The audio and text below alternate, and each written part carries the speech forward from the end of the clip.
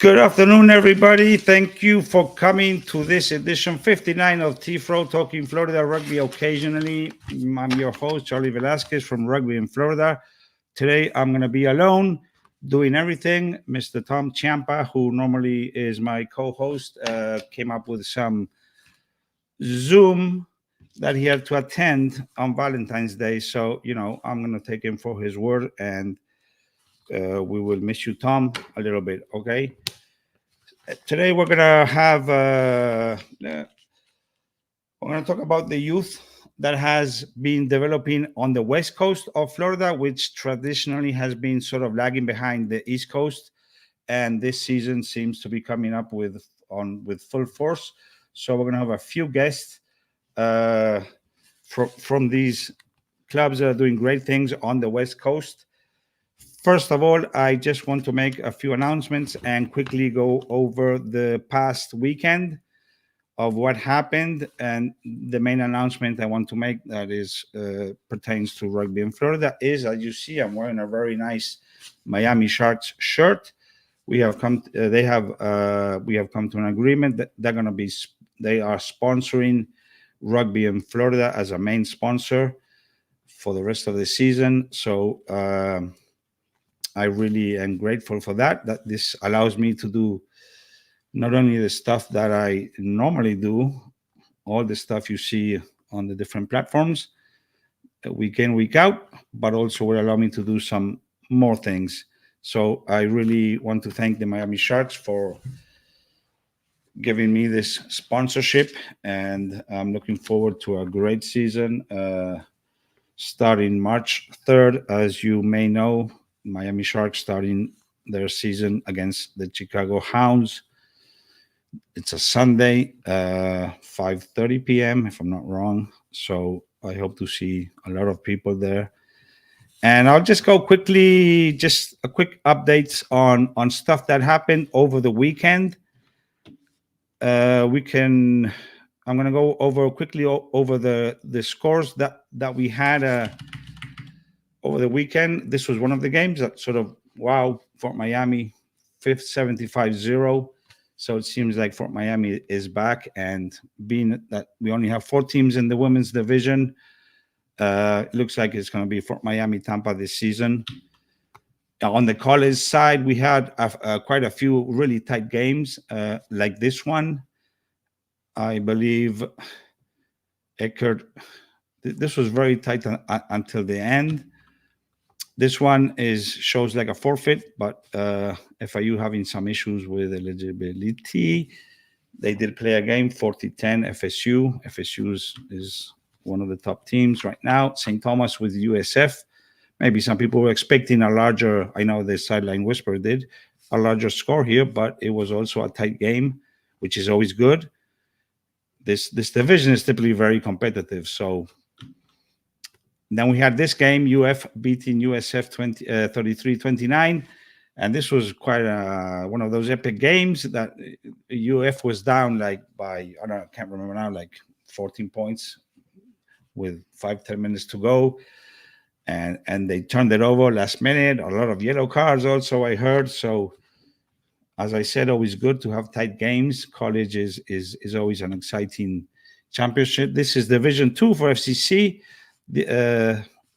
Also a very tight victory by These are teams that are struggling a little bit in terms of players, but good to see them competing.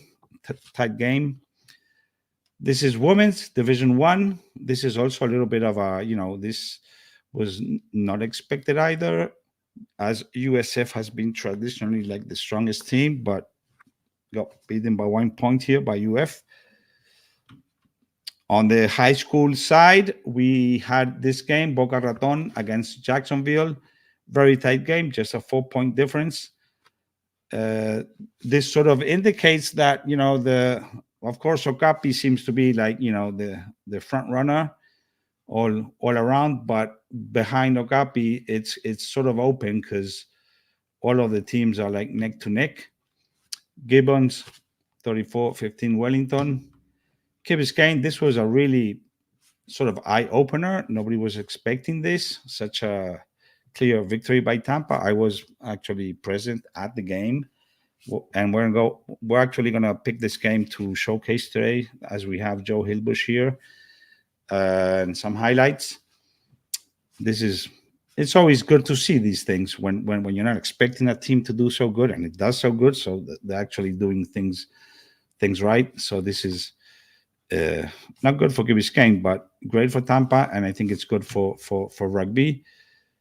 This is in U16s. U16s is a division that is a little bit, I think, in sort of in hard to be able to for some of the teams to field. And I'm not sure this 61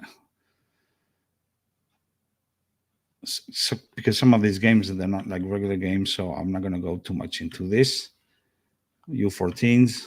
This is a friendly Brevard Orlando. Brevard right now the top team in D3. This is a friendly game.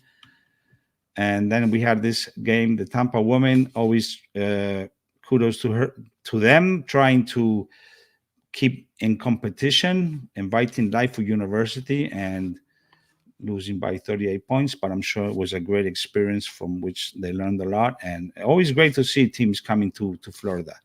That is pretty much overall what happened over the weekend. D2 and D3 did not have games. It was an open date. A couple of other things we talked about on the last podcast about this issue that was going on with compliance at the senior level, with so many games not compliant as far as being reported properly, rosters and the rest. I have to say that in the week that has gone by, the union has, brought most of this, almost all of it, to compliance, going through every game, adding the rosters, scoring, and all of that. It's this is something that we shouldn't be talking about. It should be like the baseline. These are things that we have to do.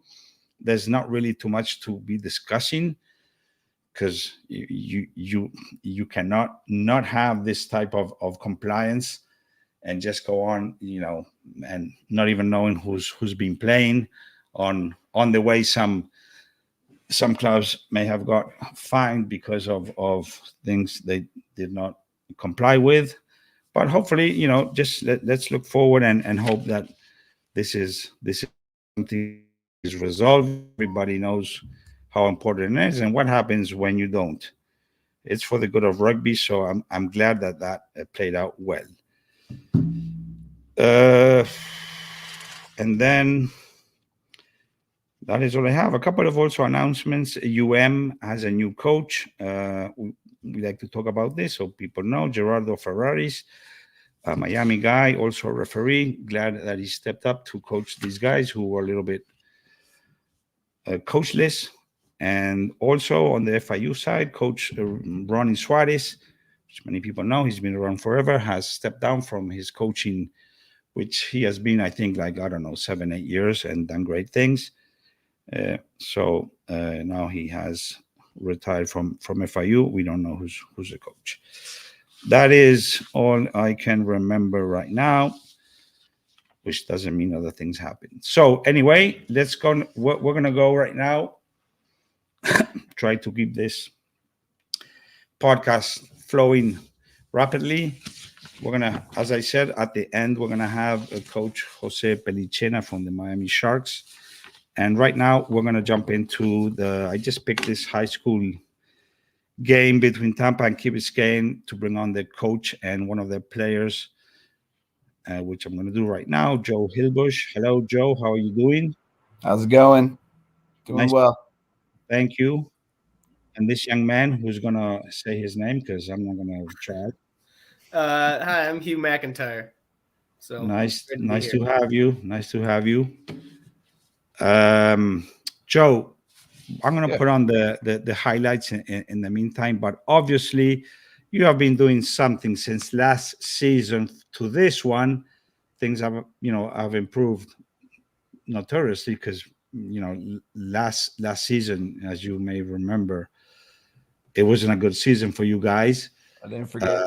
But I really want to say this because I've been sort of in that position at some time with Miami Rugby. You going through a whole season and getting beaten badly.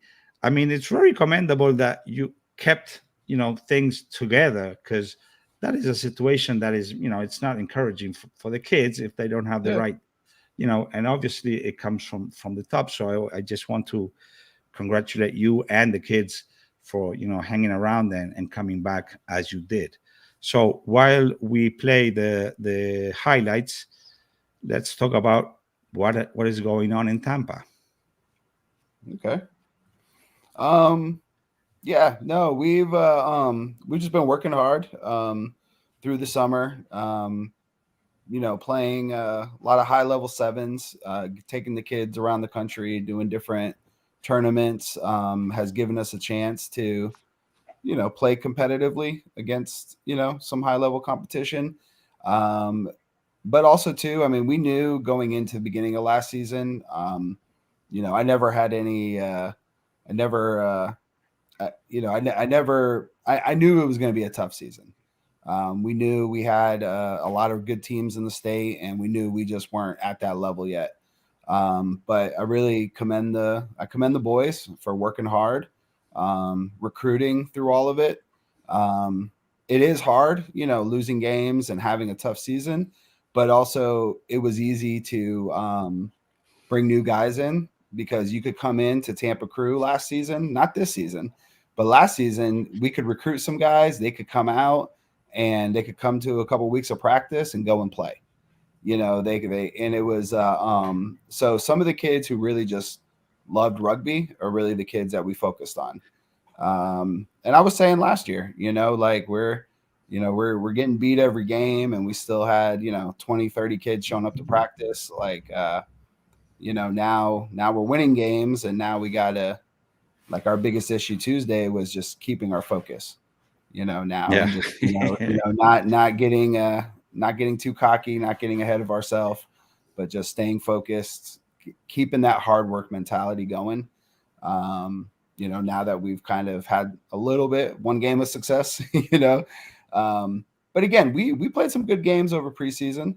We played some really tough competition. We played Wando from North Carolina, played really well against them. Played a team called Alliance out of the Midwest, which was a bunch of monsters.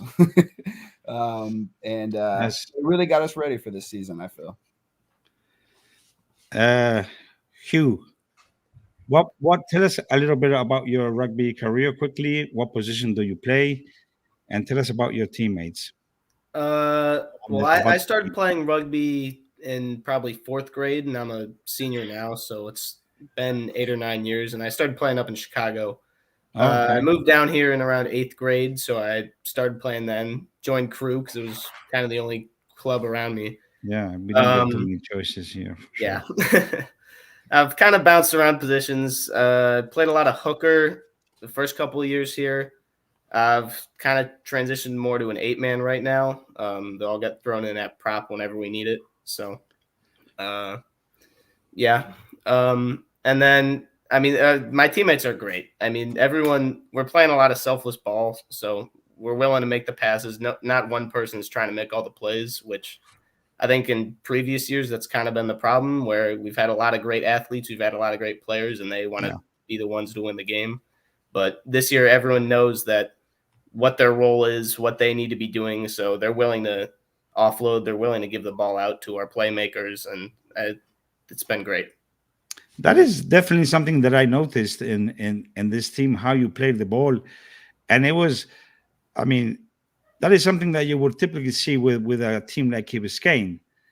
And you guys did it, and I was really impressed. So I really want to congratulate you. And another thing I also noticed, very good discipline, which is very important, right, Joe? I don't know if you teach these kids discipline, or they just pick it up from overall for what you teach them. But I was also impressed by that. Well, Throughout the game. I'm blessed to have some really good assistant coaches as well too. we've had some coaches transfer in from other places. We got Ben White, who came in from Dallas. Sorry to interrupt you, but was that something you did not have last season, like assistant Ben coaches? came last season. Okay. Our coaching staff kind of formed last season. So Ben came in, he had moved to Tampa. His son's at Life now, but he played with us last season. And then we had another Steve Jackson. We actually played together back in 2010. His son was U14 last year, came up to U16 this year. So he's been at every practice, been a mainstay there. Will Greaves used to coach men's club, played men's club. He's now a part of our coaching staff. So, and they're all just really good guys that can kind of take the lead on their own and help provide, like you said, some of that extra structure. We also do something every week. I give the kids a mission, like besides just, winning the game, we have some type of mission we're looking to do. So we knew that we had to keep our composure. That's been our biggest issue. Is that even when we played Okapi, we started out really well. We got a yellow card and we just lost it. We just fell apart, and Okapi took advantage of that. And so we knew we had to keep our composure. So that was the mission for that game, was to play 70 minutes of composed rugby, not get, don't worry about a big play by Key Biscayne. Don't worry about a penalty or anything like that. Just play 70 minutes. And I promised the boys, if they played 70 minutes of composed rugby, we would win. So that was okay. Listen, I know you're a huge fan of sevens, so I'm going to give you just 2 minutes for you to tell us about what you have done in sevens. Because if not, you're going to take over the whole podcast. Yeah, I could. With sevens. I mean, I you love are sevens. one of them at the youth level. You are probably by far the most active coach, because you have the Stingrays, right? Yeah. And so tell us about it, and what are your plans for Tropical Sevens? Well, really where it came from, it started that year when Hugh was with us, Hugh's first year, our original season. We just didn't have enough kids that we could actually compete and play, the bigger clubs in South Florida. We had Tropical right here in our backyard. So we just it was a last minute thing. We threw a team together. I think we had maybe 10 or 11 kids on that team, Hugh. And we went in there and we lost every game. And then we ended up coming back and beating the South for 5th place. So that was cool. We got one win in on the weekend. And that just really kind of got us going. We had a lot of fun with it. And we also saw that, it's just, you don't need as many good players to be competitive. And then we started, just getting more into it. And yeah, I think it's a great way for these kids to develop. It's also, it's a lot of fun as a parent too, to watch your kid, I think, play sevens. Like my son plays, and they get the ball more. He's more, more active on the field. You can find them easily. You can find them right away. Yeah. Not like in 15s, you have to be, which one is? Yeah. Yeah. And like for us, we can have 6 or 7 kids and then add in some other kids, and we can be a competitive side and play, competitively against the Atlantises and the Belmont Shores and the, South. What are your plans for this Tropical Sevens? What teams are you taking? So we're going to have most of our U18 kids are playing with USA South. We have a U16 elite side. Nick Frazier is doing a U16 open side. We also have a U12 team. I believe Sarasota is doing their own U14 team. And I think I saw something today that St. Pete Pelicans are putting in their own U12 team as well, too. Oh, so we'll have a decent amount of our West Coast teams representing at Tropical this year. Awesome. Such a huge event, man. It's like, and I wanted to put a U18 team in, but the division filled up in like December this year. Oh my God. So we put a U18 team in probably 2 or 3 weeks before the tournament last year, just the last minute, threw some kids together, played U18 Open, had some fun. And this year, I think in December, I went to sign the team up and it was full. Hugh, do you like sevens? Yeah, I would say I like 15s more, just as a forward and as a bigger dude. But I have my fun with sevens. It's nice to get the ball. It's nice to have the open field sometimes. So Yeah, 15 is real rugby. Come on. Okay. So thank you very much, Hugh. Looking forward to see you throughout the season. The best of lucks for you guys. Keep up with the good work. I'm gonna keep Mr. Hilbush here. I'm gonna take you off as we bring in the guests for the topic. Thank you very much. See you I tomorrow will. night here. Thanks for having me. Sure, anytime. So let's bring in the other guests. Let's bring them one by one. Wikus Posma. Did I say that correctly? Yeah, Vicus. Say it with a V. Oh, Vicus Vickers, like a Postma. V. Yep. Why don't Yep. you spell it with a V, man? It would make things easier. Vickers is from the Southwest Florida Sharks Youth Rugby, based in Englewood, Florida, which is, for people who don't know, just so close to Naples, right? Would that It's be about an hour Fort north of Myers? Fort Myers, Fort between Myers. Fort Okay. Myers and Sarasota. Okay. We also have Nick Fraser from the Pelicans with his young man there. How you doing? What's the name of the young guest? Do you want to introduce yourself? I'm Nathan. So this is Okay. Nathan Fraser. He's your son, right? Yep. We'll talk to him So- in a bit. And well, I have to say, we had invited but could not attend due to this 14th of February that something's going on and many people are MIA. The gentleman from Sarasota, his name just, oh, wait, I have it here. Josh. but Josh. Josh. Yeah, Josh. Joshua Miancon, which is doing some great things over there. So having some of the time. And last but not least, Mr. Alan Dawson, FYRU chairman, who really likes to be on the podcast. Hey, Alan, maybe you should be my co-host, man. The pay is not great, but it's a lot of fun. I would do it for free. You don't even need to pay me. Oh, perfect. Hey, Tom Champa, did you hear that? I got a new co-host.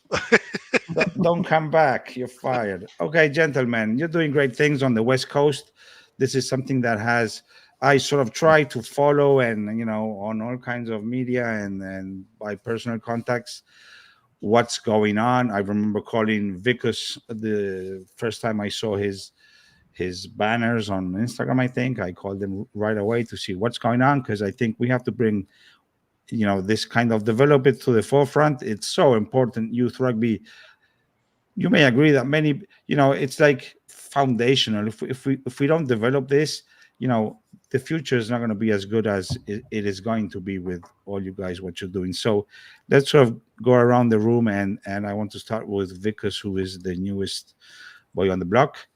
Tell us quickly a little bit about yourself as a rugby player and where you come from, and why did you start a new club? Brave man. Thank you for having me. So originally from South Africa, that's where I grew up. I started playing rugby from 4 or 5 years old, whatever that is, and played club rugby, some amateur rugby, and on the east side and under the Sharks Union, and then relocated to. Well, I really So stopped you playing play with, rugby. sorry, you play with the Sharks in South Africa. Yeah, not the Sharks. No, so in the Sharks Union. So below the Sharks, we had amateur okay. sides and club sides, and I did a It's a couple union. of. Okay. I did So many, so many Yeah. Sharks. It's hard to keep up. yeah. Yes. And so stopped playing rugby in 2005 when I got older, 25 years old then.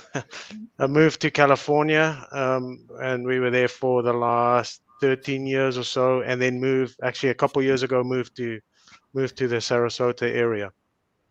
And you decided to start a club. How? Tell us Yeah. quickly about how does it look right now. I know this, when you start a club, many times, as with the other gentlemen, when you first start, it's actually 4 or 5 kids. It looks Yep. weird, but time goes by. And tell us about the development of Yeah, your so club. we're about 45 minutes south of the Sarasota rugby field, and that, for me, coming from South Africa, that's too long a travel to get to a rugby club. So I wanted to do something local. It's all about building community and offering something new to the community here. So started a club, my wife and I, and we did 3 clinics at the end of last year. once a month from September. We had about 15 or so kids come to each of those. And then in January started once a week practices. And I have now anywhere from 5 to looks like we'll grow to about 10 here soon. And we do once a week. And then I take my boys up to Sarasota once a week to give them that Great. extra exposure because they've got some good things going there now. So yeah, and then connecting with Nick and Joe and, trying to grow it. Great, great. Always really great to see something absolutely new because that brings a lot of possibilities. Nick, thank you for coming. Tell us about this program at Pelican, which I just want to say it's really a great thing to see when you have an established club adding divisions to their, under their For own the club. for the men's Yeah. roster, you mean, or I mean, no. I mean, just having a men's club and deciding to start youth, because yeah, and we're still trying to figure it out. The first few years. So basically, I joined the Pelicans in 2002 after coming over from Newcastle, England, playing all of my life over there. A little later than Vikas. I started at 7-year-old. And but I did play longer. I retired in 2018. So anyway. Yeah, after retiring from playing, I really wanted to try and kind of give something back to the club, and give something back to the sport as well. So Nathan was showing an interest in wanting to play. So we just started to kind of try and get the kids out there on a Saturday before a game or after a men's game and have like a youth clinic. As I say, still trying to figure it out. For a while there, it was just 2 coaches and myself and Jonathan Lewis, and it needs a lot more infrastructure around. So it's been really nice to see this year that the Pelicans as a whole club have really got behind the youth program. And there's between that and more coaches coming on, and more initiatives like the whole West Coast youth rugby program that we're all kind of collaborating with. It just does great things for the sport. It brings more and more kids through. And Nathan played within the youth program for quite a few years there. Was on the inaugural Stingrays team that Joe was talking about a little earlier as a 12-year-old, I think. He goes over and helps Joe out playing U16s now. So we all work together, and we all want to work together, and we all want to build this sport for our kids in this area. That is something very important. You just mentioned working together because it really helps. Nathan, are you playing with the Tampa crew now? Yeah, occasionally. Occasionally, and you're helping out with the youth at Pelicans. Yeah. Why occasionally? Why don't you play every single time? Because why not? Question. Availability. Okay. It's like Vikas, an hour and 20-minute drive to get the crew training. Oh, Yeah. I just Pretty- thought it pretty was crazy it was with so. traffic.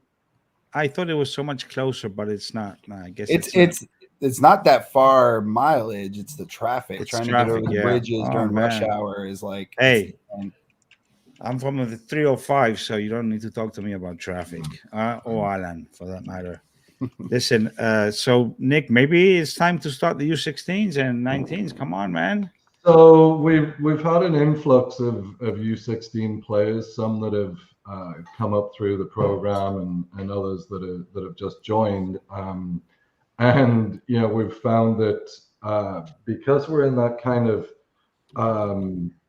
no man's land of head count, it's very difficult putting together a structured training session for U16s. So they're working in with the men with some of their drills and stuff like that, so that they're fully understanding the game.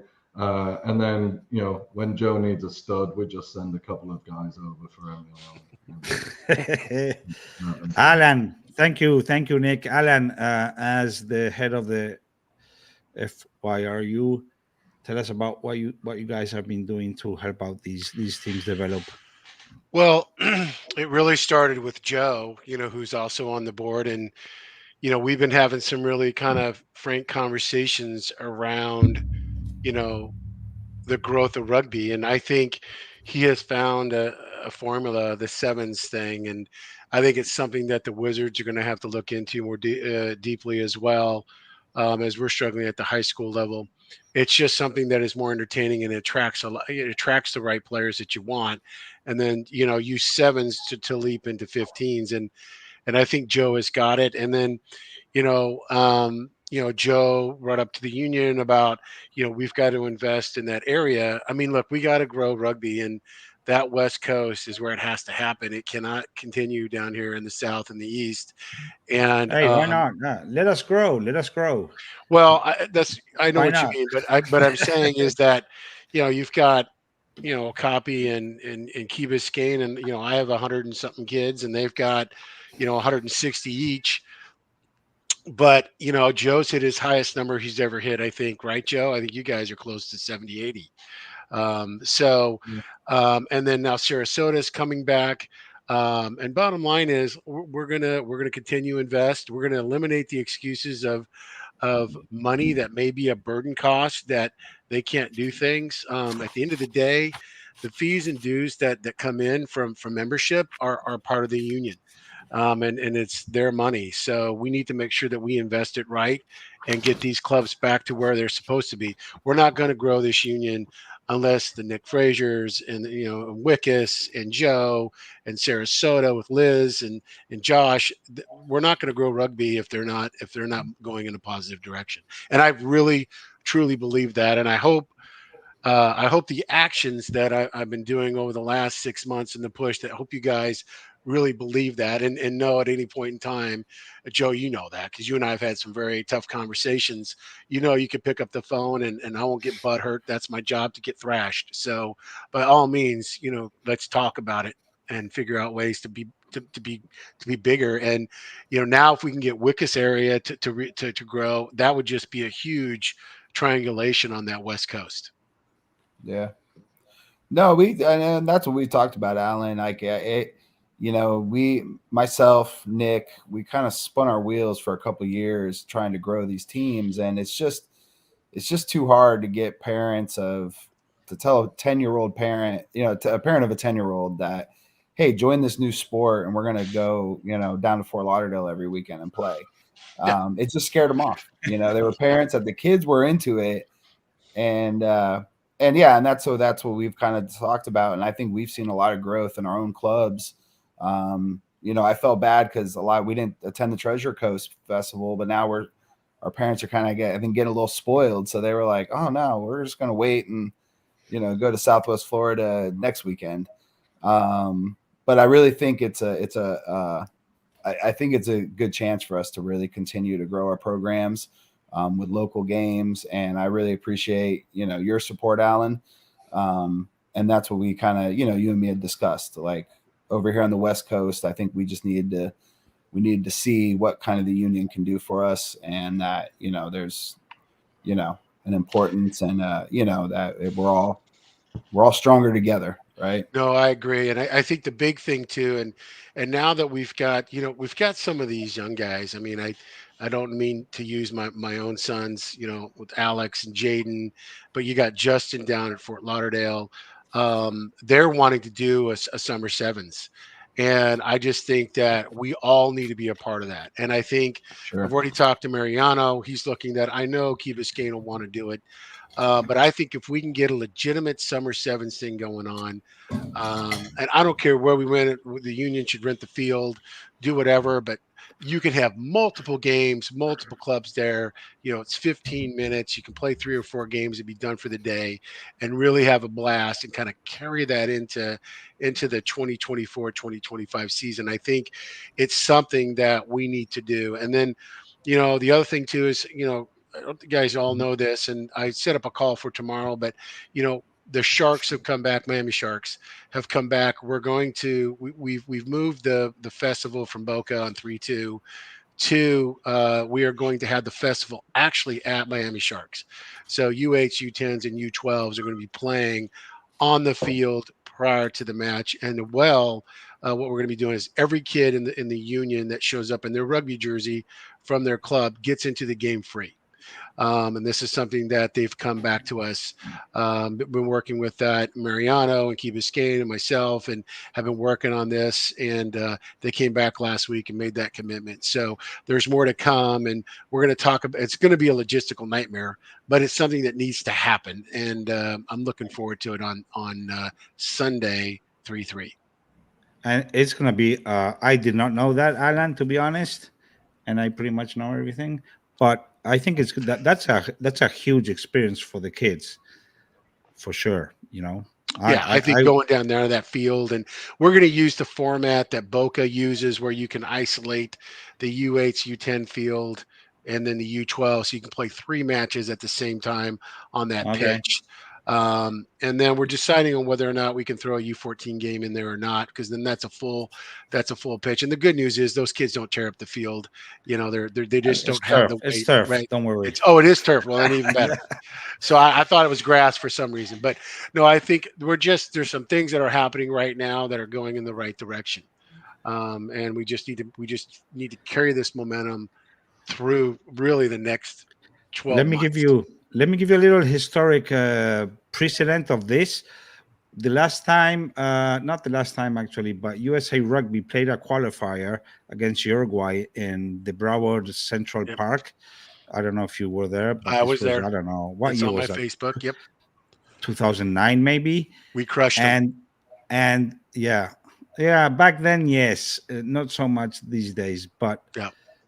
I don't know if you remember, but at the middle of between the two halves, we had exactly what you're saying. Several games going on there. At that time, it was Miami Rugby. I think it was Kane and Yep. Weston Yep. playing. We did some. No, flag not thing, Weston. It was. It was. It's not. It wasn't Weston. It was the club that. in Doral. Yes. Okay, maybe yeah. Anyway, but Pembroke Pines. No, it was not Western Pembroke Pines for Pines. sure. No, it was not. No, they came much later. All right. I know that for sure, man. I Okay. was there. I was organizing that shit. So, okay, we're gonna have to wrap this up a little bit in the next few minutes. I just want to ask you guys. You can go one by one answering, or start with Vickers as the newbie. Recruiting, how hard is that? And what do you find that holds you back, and what can we do to improve that? I think what Joe said earlier about staying local, doing sevens, not traveling, I think that is key as making sure we can get kids here and stay. But there's obviously all the social media platforms, work with the local cities, going to schools. But to me, and from our club in California, what we did, we really found that the moms are the key, the rugby moms.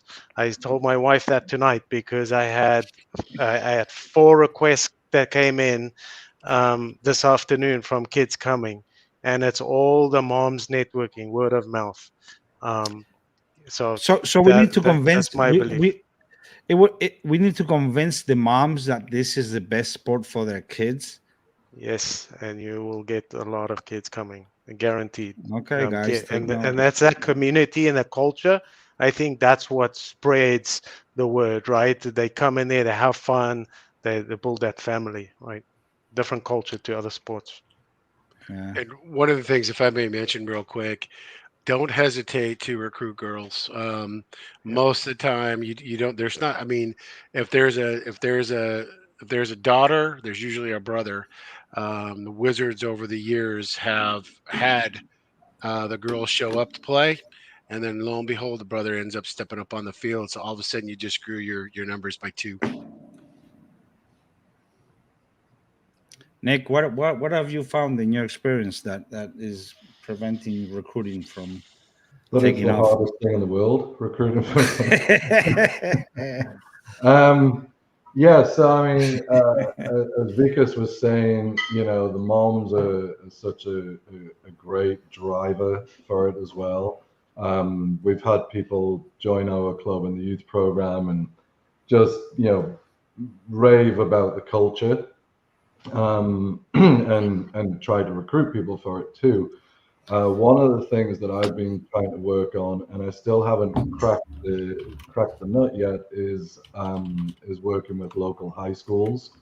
So Nathan's been playing high school football, so been working with his high school football coaches, and they came out to some of our youth clinics and have watched our games, and they're really kind of intrigued by the whole tackling process and how we do things differently. So it's a slow burn, because a lot of football coaches, they don't like to lose their players to rugby, but a lot of the players that come over from football absolutely just love it. They have Um, to. I mean, they have to love it, yeah, everyone gets right? to get a chance to score. So that's where what we've been focusing on. But now that we've got more people within the Pelicans that are kind of stepping up to help with the youth program, either coaching or just administrative work or whatever it may be, that's where it starts to spread a little bit. For Vikas, him and his wife, trying to do this lift all by themselves is a tough task. But I'm sure that out of anyone in the world, they're the guys that would do it. So, but yeah, recruiting is tough. Yes, it is. Joe, we'll end this with you. You've been Yeah. recruiting for a long time. What are Yeah, the issues? there's no one thing, right? It's everything. It's like you said, it's getting the moms involved, it's getting the kids to invite other kids out, it's getting a foothold in some of the high schools as far as the older kids go. Um, like I said, I don't think we've found any one thing, social media, we've done yard signs.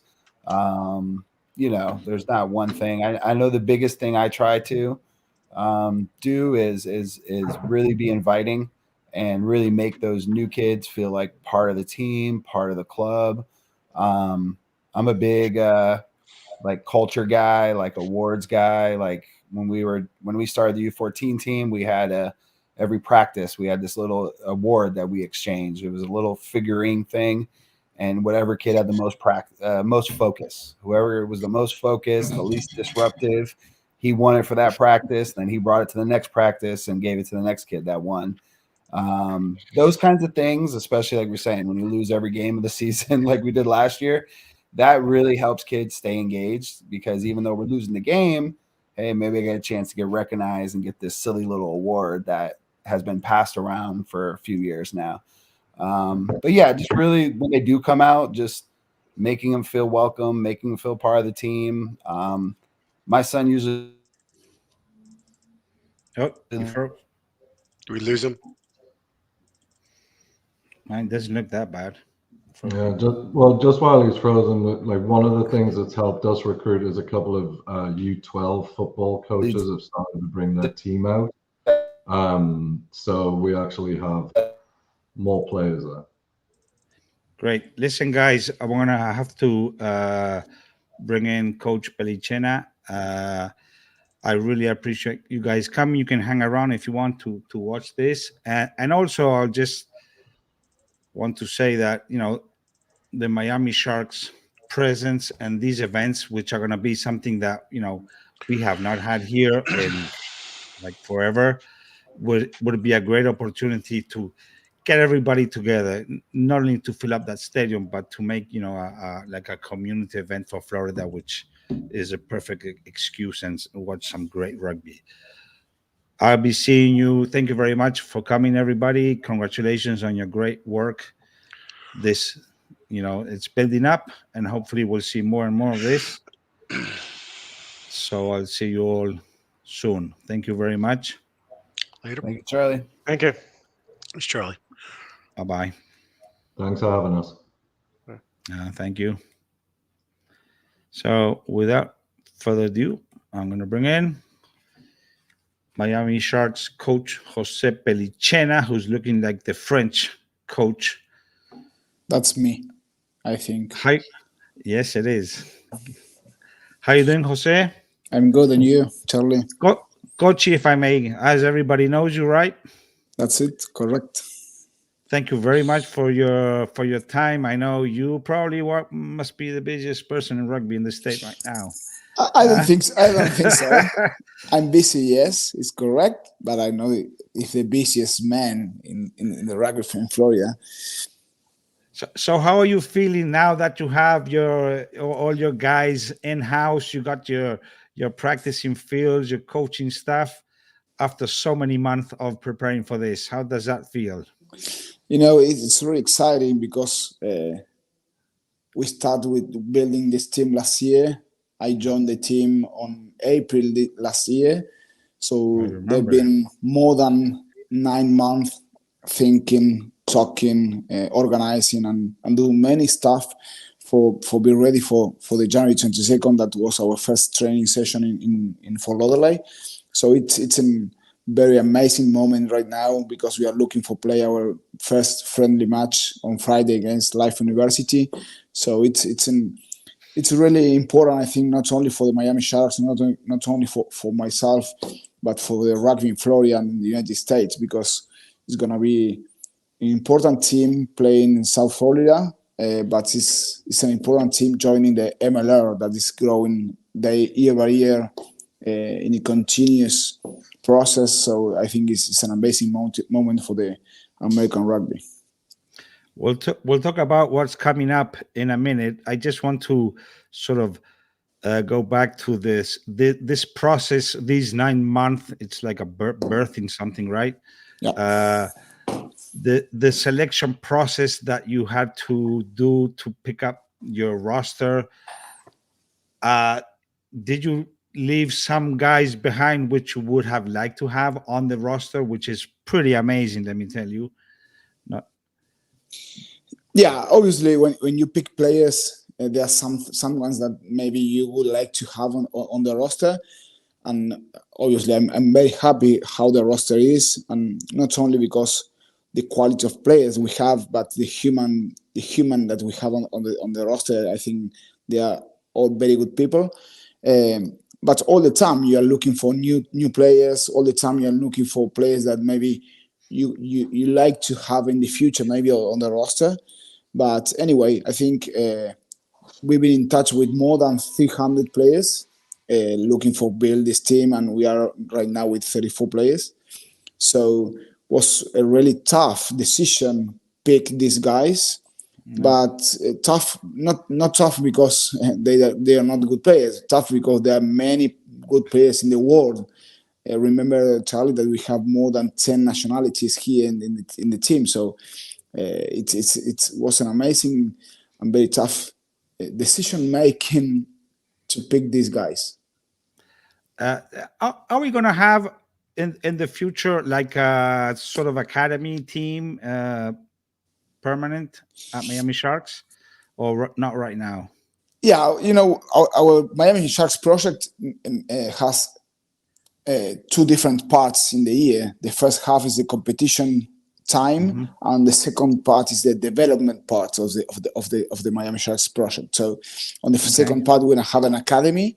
We are looking for those, obviously, like we did last year, some trial games, and looking for build and create an academy team. That means have many players that maybe on the future they have a contract with the Miami Sharks professional team.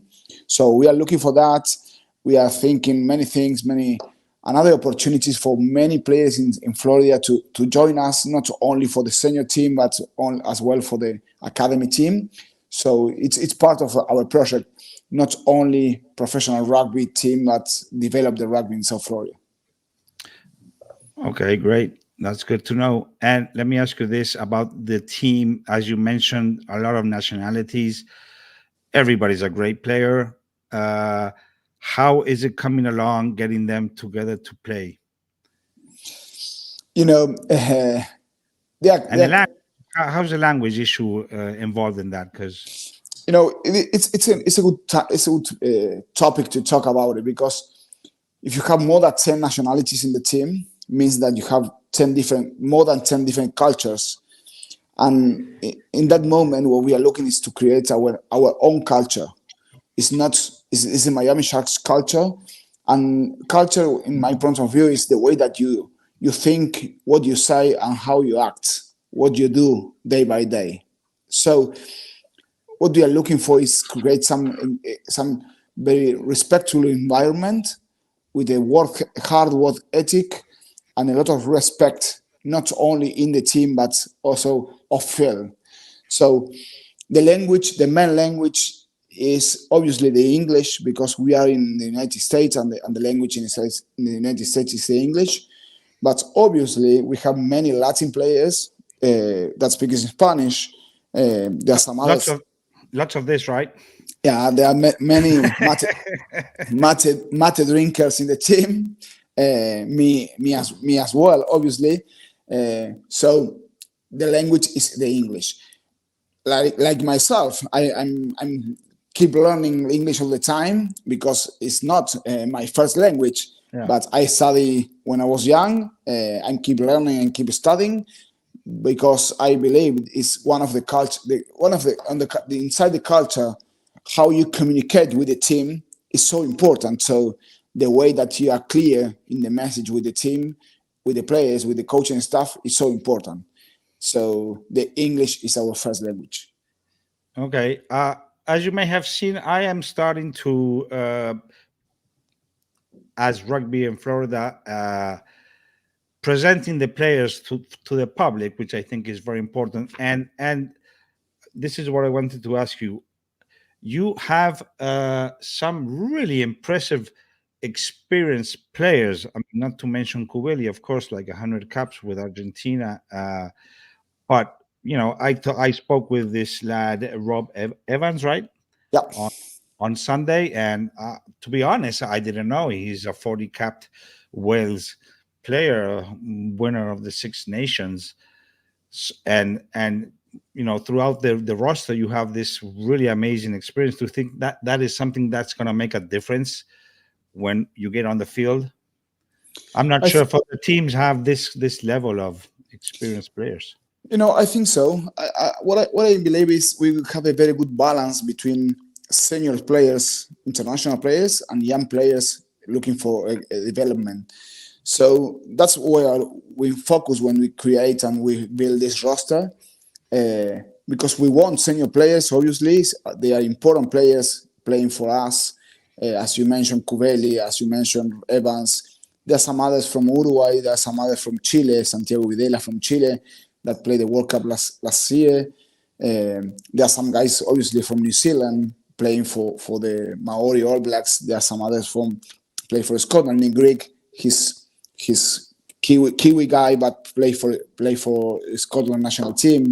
So we have senior players, obviously, international, and we have some others looking for. We have a young scrum half, Damian Morley, that is 21 years old, but matching position with Tomás Cubelli, I think it's an amazing moment for him to learn a lot, not only on field but off field too. How to work, how to train, how you think the game.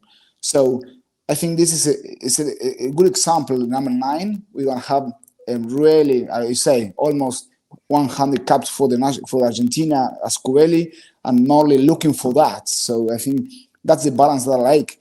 I used to work with young players last maybe 5 years in Argentina. Before I trained many senior players. Some of them are right now playing for the national team in Argentina. So I think I have the knowledge to do that, to keep growing and develop players, and at the same time have a very competitive team with senior players and professional rugby players. For sure. Without revealing too much, can you give us a sense of what type of style of rugby we're going to see with the Miami Sharks, which I myself am very optimistic, and I think it's going to be something a little bit different than what we normally see. But you tell us what style of rugby we're going to see from the Miami Sharks?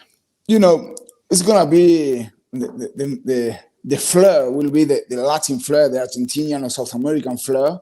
I like the fast rugby. I don't like the slow down the ball. I like really quality on the breakdowns when the breakdowns are created, because I don't like to play rugby through phases. I like to keep the ball alive.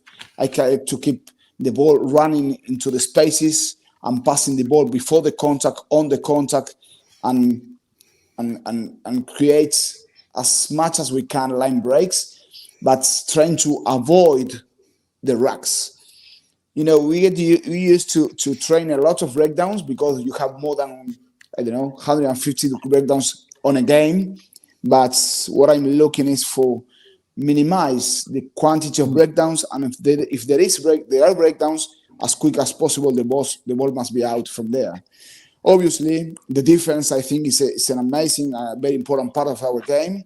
And as a South American people, we are looking for being so aggressive on that.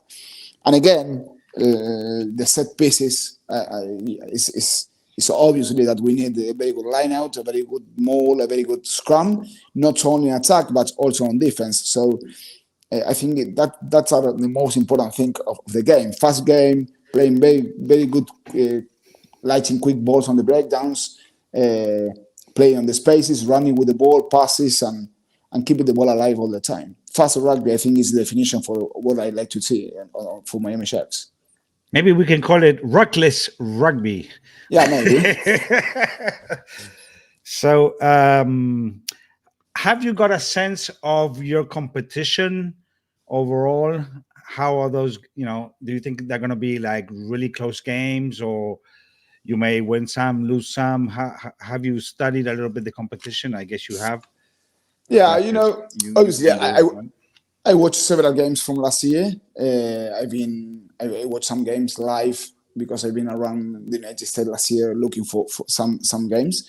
I think the league is a tough league because you don't find many points difference on the games. So I think it's gonna be really close on the results. Hopefully, we win more than the games that we lost, but we have to realize that being a new team in a competition is not easy.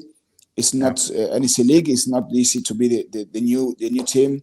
So we have to be realistic and keep the foot on the floor all the time. But again, I really trust the team that we create, the coaching staff that we have, and the environment that we can create here in Miami, playing in our stadium, playing next to our supporters. I think it's going to be an amazing time to share what we want for the team. Okay. Do we have a captain yet? We are looking Already? for. Okay. Hey, I'll be captain. And I also want to ask you about what is your sense about how's the community reacting to now that the team is actually something we've been seeing around, because you guys have been going out to some clubs and what are you getting back from the community as far as interest and support? What I looking is something we have created many years ago, like in Argentina, in Uruguay, in Chile, in South America. The clubs are part of the rugby life in the community, and we as a professional rugby team, we are parts of the community as well. We are not different like them. All of us came from local clubs, some small clubs and some maybe bigger clubs. But at the end of the day, the most important thing that we have is the local rugby, the local sport, the local environment. And we are looking for create something good, a very good relationship with all of them. Not only to wait for them to join us when we play, but we need to connect with them all the time. So we are looking for approach them in their clubs, help them if they need some that we can give them. I don't know, coaching clinics, be part of any training session with the young teams, with the youth teams and senior teams. So we are looking for create a really good relationship with them and wait for all of them to support us when we play, because I think it's an amazing moment.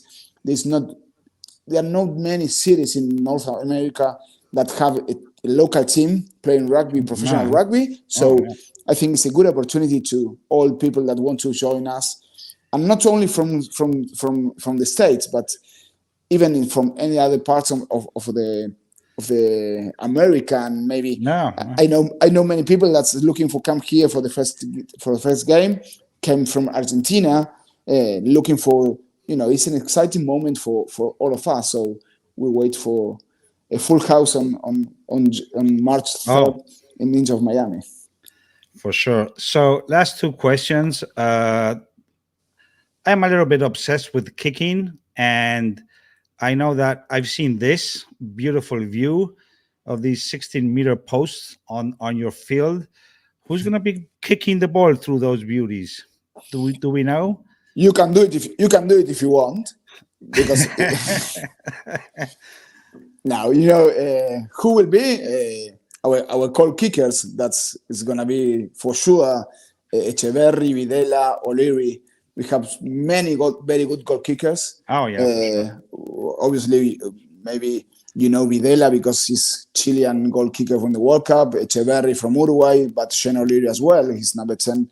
He used to play for Canada. So kickers, So hopefully most of the kicks go through a post. Yeah, it's gonna be an amazing moment for sure. I would say that having those posts, which I really appreciate you guys. I remember having, I don't know if it was Tomas or Mariano on the podcast a while ago. I said, I just have one request. I want 16-meter post, and you got them, so that's really amazing. That is actually, I was looking this up, and that is actually like international rugby height.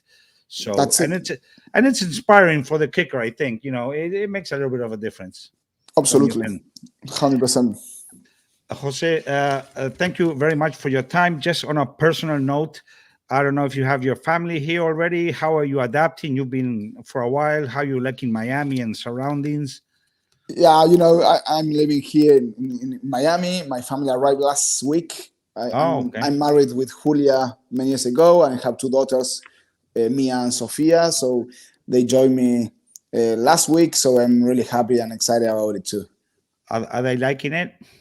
Yeah, absolutely. I mean, everything is new, of course. So a big change. Yeah, everything is new. They love rugby. They used to watch rugby. They know a lot of rugby. Oh, really? Okay. Yeah. So I received many criticisms after games. Why they do that? Why not? But again, I enjoyed really watch rugby and share rugby life with them, because it's my family and very awesome. It's awesome supporters for me. Okay, so thank you again very much for your time. Good luck on Friday with that preseason game, and I know you have another one next week until we get your huge debut, historic thing, and for the sport here. I mean, I'm really encouraging everybody to really try to make it to these games, because I always say I think the last locally high-level game we had was casually, Life University against alumni from Argentina, alumni. Yeah. Like in 2015, and it's so refreshing to be able to watch like high-level rugby, and it's eye-opening. So I really encourage, and we're working, together with you guys to try to get everybody to the stadium. So really looking forward to that. That's great. So I'll see you around, Jose. Thank you, Charlie. Very much. Let's keep in touch. Thanks so much. Bye-bye. We will. Bye-bye.